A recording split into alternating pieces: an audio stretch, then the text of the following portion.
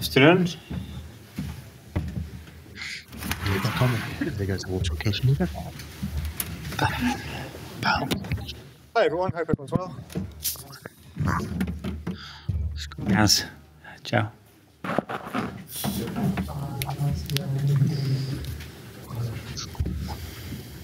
Hi guys, just to kick off, before we start, we'll take 2 questions on Edu and then we'll move on to the football questions. So if everyone's ready. Sorry, did everyone hear me there? Just to say that we'll take 2 questions on Edu and then we'll move on to footballing questions. So if we have someone at the front here from the UK media to kick off with Jordan.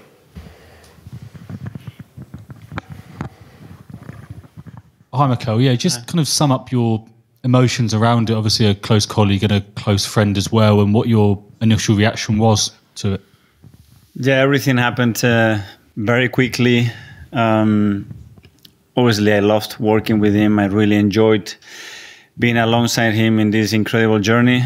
From day one, we've been together.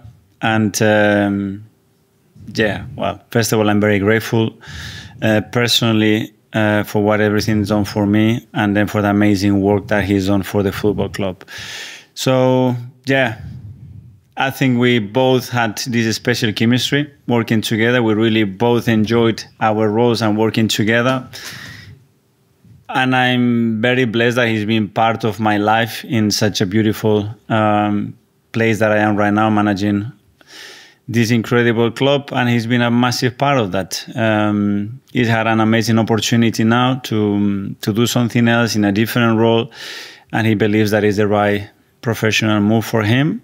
We have to respect that, and from the bottom of my heart, I think everybody really feels that we want the best for him, and that's it. James? Mikel, what would you say to any supporters who are concerned that Edu's departure might stop the progress that you've been making over the last few years?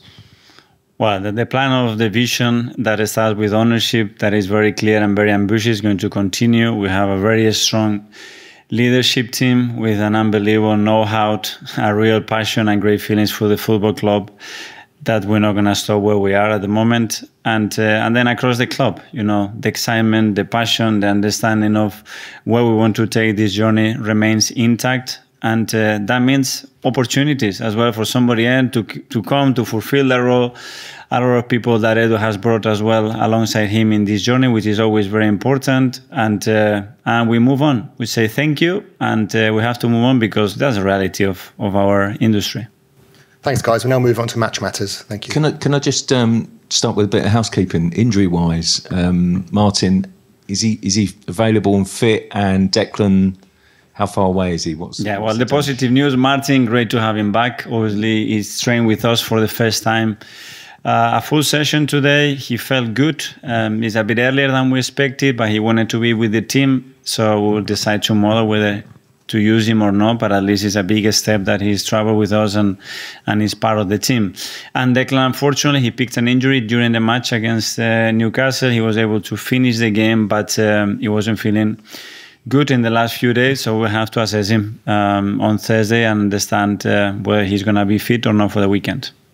Can I just ask you, you've obviously had a fantastic couple of years, Mikel, you know, really sort of kind of taken the club forward. Everyone can see that. I guess, do you feel a little bit more pressure? And I guess you're putting pressure on yourself all the time, aren't you, to kind of win and sort of kind of, this is a great opportunity in this competition, isn't it? But Bukayo, I think, even said early in the season, you know, this is our season to win. Do you feel that? Absolutely. Well, my blood is pumping. You know, this is the kind of game that we want to play, to come to Milan to play Inter, that 2 years ago they were the final in the Champions League. They won the Scudetto last year, and to come here and show the team that we are in right now and the ambition that we have. And these are the games that we want to play, that's for sure. Okay, we'll go to Josh. Yeah. Mikel, UEFA have announced that there will be a period of silence before the games for the events in Valencia and Spain. How important is it that football sort of mark these moments? It's great because we need a lot of support.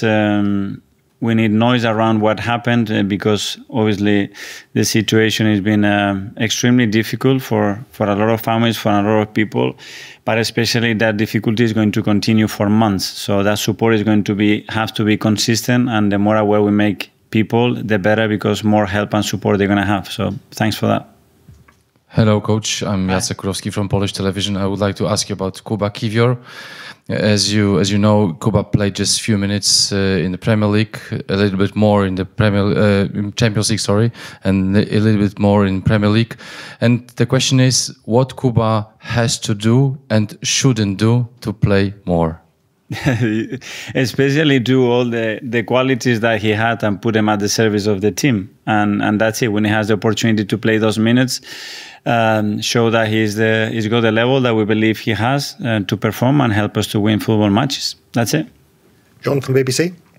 Hi, Mikel. Hi. With everything that's happened over the course of the last few weeks, whether it's the recent results in the Premier League, the news about Edu this week, coming here without Declan Rice, Chelsea coming up on Sunday, what do you describe this as? A test of character? What is it? With everything that we've been through here 4 or 5 years, what a great place we are in.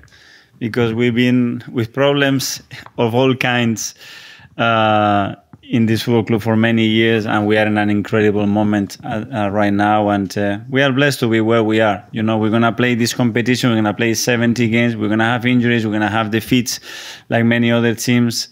And it shows where we are, and then how good we're going to be to react and be ourselves, and tomorrow come here to win the game. Lady in yellow, yeah. Salve mister, Inzaghi parla dell'Arsenal come una delle principali candidate alla vittoria finale, mentre Guardiola dice questo dell'Inter. Con chi è più d'accordo, con Inzaghi o con Guardiola? I don't know. It's obviously opinion of other managers that if they see us in this regard, we see ourselves as well as a very strong team that can compete with anybody. And it's time to show tomorrow that we are at that level, that we can come here and beat them. Okay, John. Salve mister, Tank dei Palmieri, Sport Italia. Tanto in Italia quanto molto anche all'estero si è parlato dello stile da allenatore di Simone Inzaghi, nelle innovazioni, la capacità di scambiarsi posizioni in campo.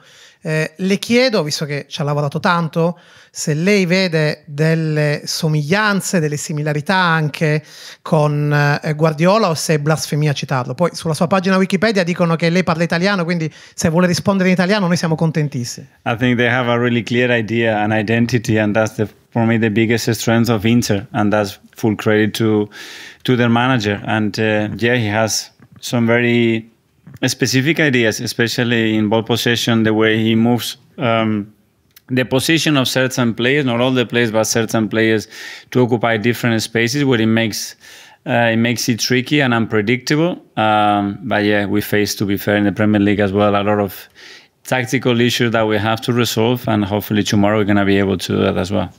Nick, just here. Hi, Mikel. Just hiding behind here. We're going to speak to Bukayo in a minute. We know why you want him on the pitch as a player. What is it about him that wants you to have him as your captain as well in so many games? Especially the way people look at him. You know, people admire him, people respect him, people wants to be next to him. He's got this capacity to inject this positivity in people. He's got a very particular way of smiling and transmitting his energy. And he's one of our leaders right now. He's come all the way from the academy. He shares the values of the football club. He's one of our biggest talents, biggest players. No question about that. So he's got a status in the team right now. Isan?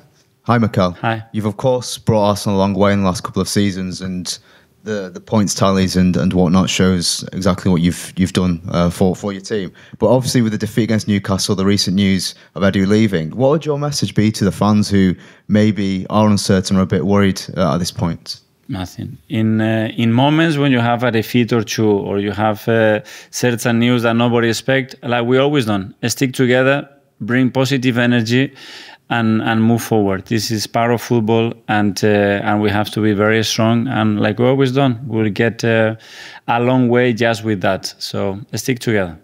Okay, last two questions now. First in here, and then.